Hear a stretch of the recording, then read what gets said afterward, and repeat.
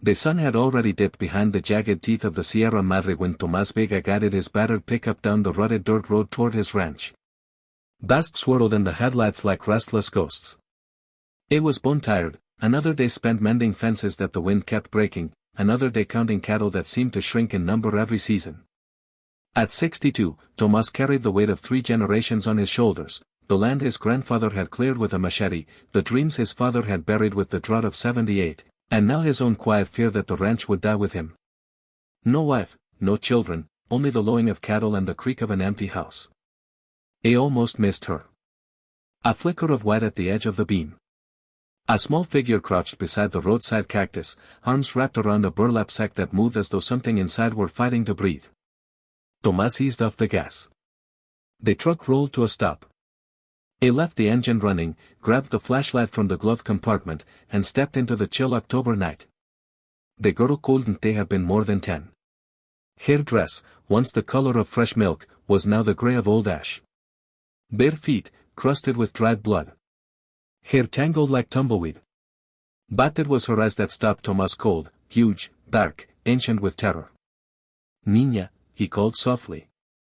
¿Estás bien? She flinched, clutching the sack tighter. Whatever was inside squeaked, a thin, desperate sound. Tomás took one careful step closer, then another, until the flashlight beam fell fully on her face.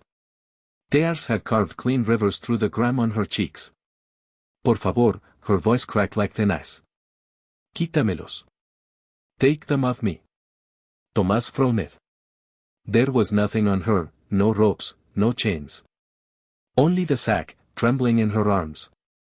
She saw his confusion and lifted the sack with shaking hands. The coarse fabric parted just enough for him to glimpse what was inside. Kittens. 5 of them, no bigger than his fist, eyes still sealed shut, formatted with blood and afterbirth. Their mother was nowhere. And wrapped around each tiny neck, knotted so tightly that their heads bulged purple, were strips of baling twine. Tomás felt the world tilt. He dropped to his knees in the dirt. The girl watched him, lips trembling, as if expecting him to scold her for the burden she carried. ¿Quién hizo esto?" he whispered. "Who did this?" She shook her head. Words seemed too heavy. Tomás set the flashlight down and reached for the sack. She let him take it, but her fingers lingered on the edge, reluctant to release the last thing tying her to hope. Tranquila, mi hija, he murmured. Ya pasó. It's over. He carried the sack to the tailgate, laid it gently on the ridged metal, and opened it wide. The kittens mewed pitifully, legs kicking against the air. The twine had cut deep grooves into their skin, one was already limp. Tomás' hands, calloused from decades of roping steers and branding calves, shook as he worked the knots. The first loop came free. A gray tabby gasped, chest heaving. Then a black one. Then an orange. He used his pocket knife for the last 2, slicing carefully so the blade never touched fur. When the final kitten rolled free, the girl let out a sound halfway between a laugh and a sob. Tomás looked up. ¿Cómo te llamas? Lucía, she whispered. Lucía. He tasted the name like strong coffee. ¿Y tu mamá, tu papá? She pointed back down the road, toward the dark silhouette of the mountains. Se fueron. Dijeron que éramos demasiados para alimentar. They laughed. Said there were too many mouths. Tomás closed his eyes for a long second. He knew that story. He had lived beside it his whole life, families walking north, leaving pieces of themselves behind so the rest might survive. But never like this. Never with twine around the necks of blind kittens. He lifted the sack, now empty of cruelty, and draped his denim jacket around Lucía's shoulders. It swallowed her whole. Sube, he said, tilting his head toward the cab. She hesitated, then climbed in, cradling the 5 kittens against her chest like fragile eggs. The drive to the ranch was silent except for the soft squeaks of new life and the occasional sniffle from the passenger seat. Tomás kept stealing glances. Lucía's bare feet dangled above the floor mat. She had wrapped the kittens inside the jacket, creating a warm nest against her heart. When they reached the house, the porch light flickered on automatically, motion sensor, the one luxury they allowed himself after his father died. The dogs came running, 3 mutts with more heart than pedigree, but they stopped short at the sight of Lucia and sat politely, tails thumping. Inside, the kitchen smelled of coffee and old wood. Tomás filled a saucer with warm milk from the stove and set it on the table. Lucia lowered the kittens one by one.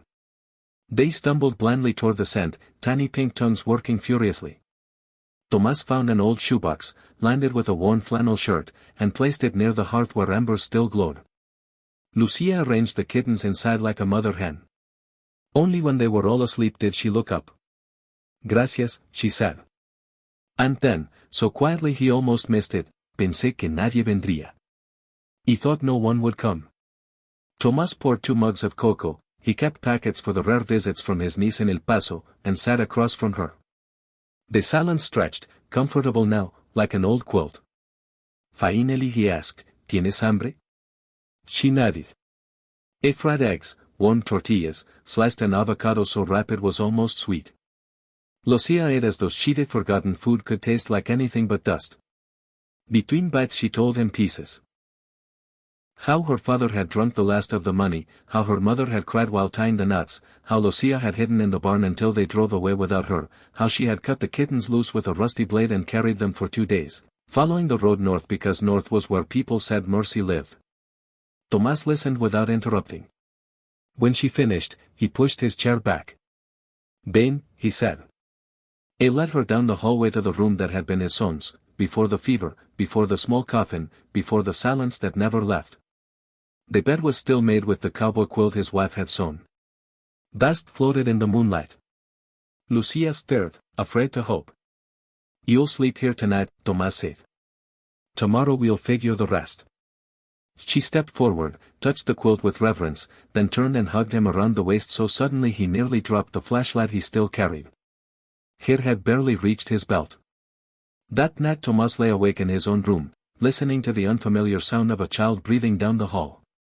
The kittens mewed once or twice, Lucia hushed them in her sleep. He thought of the twine, of the cruelty men justify when hope runs dry, and of the fierce love that makes a 10-year-old walk miles with dying creatures in her arms. At dawn he found her already up, feeding the kittens milk from a bottle cap. The grey tabby had opened its eyes, cloudy blue, brand new to the world. Tomás made pancakes. Lucia ate 6. After breakfast he drove her to town, to the clinic run by Dr. Elena, who owed him a favor from the time they pulled her jeep out of a flash flood. Elena cleaned the kittens' wounds, gave Lucia a bath, trimmed her hair, and found her a pair of sneakers that almost fit. Paperwork would come later, questions, forms, maybe tears. But for now, Elena simply said, she's malnourished but strong. And those kittens will live. Back at the ranch, the days began to rearrange themselves around small hands. Lucia learned to gather eggs without breaking them. She named the kittens, Sol, Luna, Estrella, Nube, and the runt, Milagro. She helped Tomás mend the fence, her tongue poking out in concentration as she twisted wire. At night she read aloud from his old schoolbooks, stumbling over words but refusing to stop until she got them right. One evening in early November, Tomás came in from the corrals to find the kitchen glowing with candlelight. Lucia had set the table with the good plates, the ones with blue flowers his wife had loved. A pot of beans simmered, rich with onion and epazote. Cornbread cooled on the stove. What's this? He asked. It's Thanksgiving, she said, as if he might have forgotten the date. In school they said you give thanks for what you have.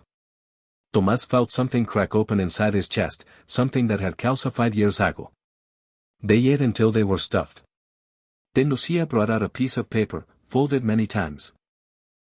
I wrote you a letter, she said shyly. Tomás unfolded it. The handwriting wobbled across the lines. Querido Tomás. Gracias por abrir el saco. Gracias por no dejarme sola. Antes pensaba que el mundo era solo hambre y miedo.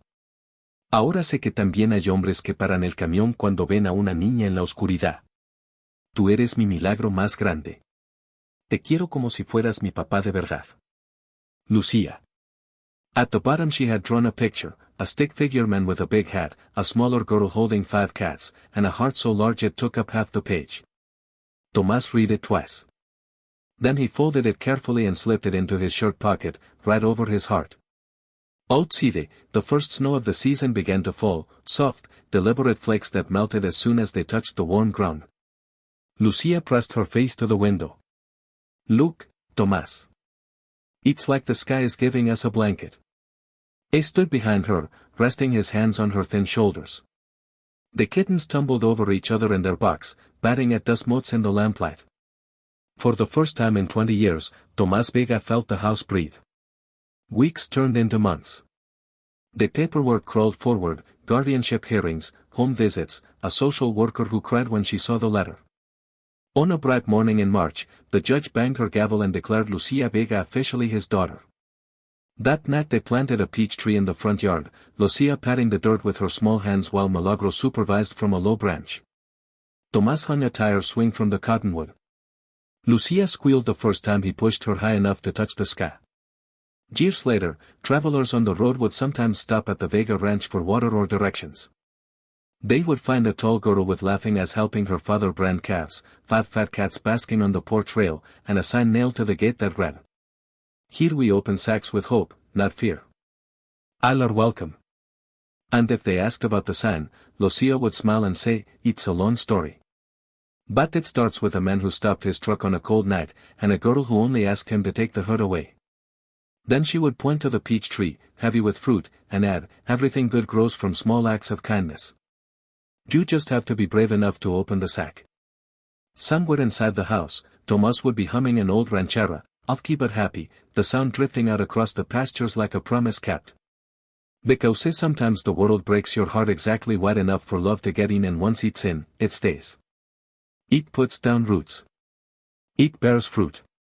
It teaches blind kittens to see, and lonely men to hope, and little girls that mercy is real, and that home is wherever someone is willing to stop the truck, kneel in the dust, and gently, carefully, untie the knots no child should ever have to carry.